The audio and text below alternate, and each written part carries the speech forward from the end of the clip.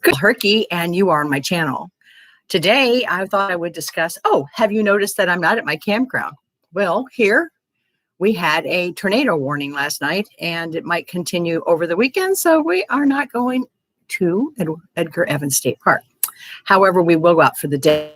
Forward to that. Just fun day. So today, I wanted to talk about research and how to begin your own research. If you are already one of those people that know how to research, it's always just the curiosity to know more than what is on face value.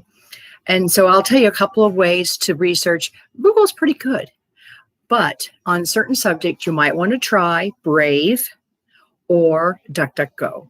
Those are two types of applications that would not necessarily guide you, if you will, to certain areas like Google would.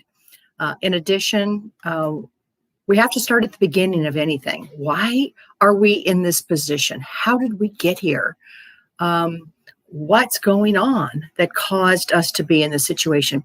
So I have been following the 17th letter for a long time, as I mentioned. And about a year ago, one of our compatriots wrote a book, and I'm just going to show it to you. It is, I don't know if you can see it. And then I received it, goodness, a long time ago, but I've read it and I've also given it to other people, and they had difficulty delivering it. And you may, if you were to order it, I put the link on my site, you may have to wait a minute, because on the back, people who are in the post office don't necessarily want to speed this along to their delivery. Anyway, we're going to talk about this a little bit today, and I'm going to start at the beginning. One of the things that was enlightening to me as a Christian from this book is that the Cabal, the deep state, the Illuminati, the enlightened ones, I guess we're not,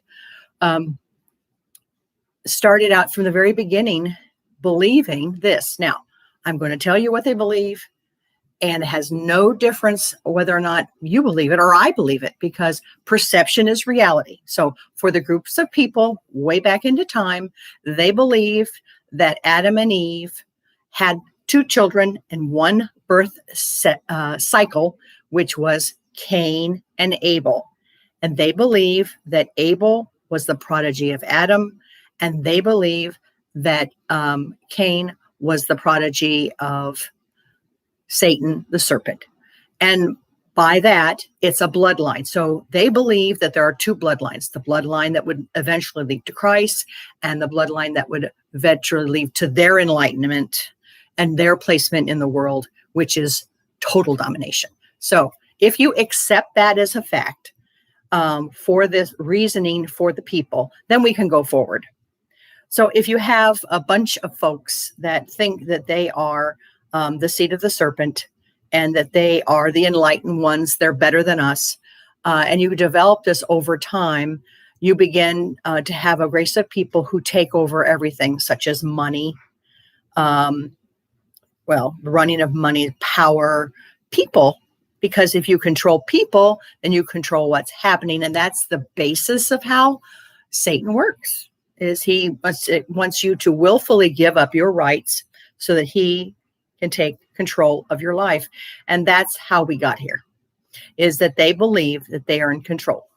So by taking that as our premise, going to read anything or look at anything, you have to look at who are the kinds of people who might be in that category where they believe that they are the enlightened ones, the better ones. Anybody that is an elite, perhaps. Anybody who might be up in politics and not necessarily be God-fearing. Anyone who has power. There's a few names I could throw around that you could look at, but I would read the book, and we can take the names apart at a later date.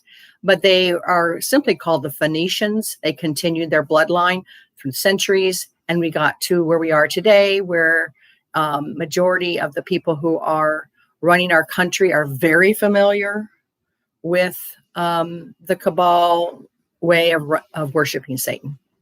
And that's really hard for us to see. But, we can't be ignorant of the devil's devices. We have to know how he functions, and how he has functioned is very secretly behind the scenes, taken over power and slowly using MK Ultra, another word I used before, to cause people to give up their rights that really belongs to God.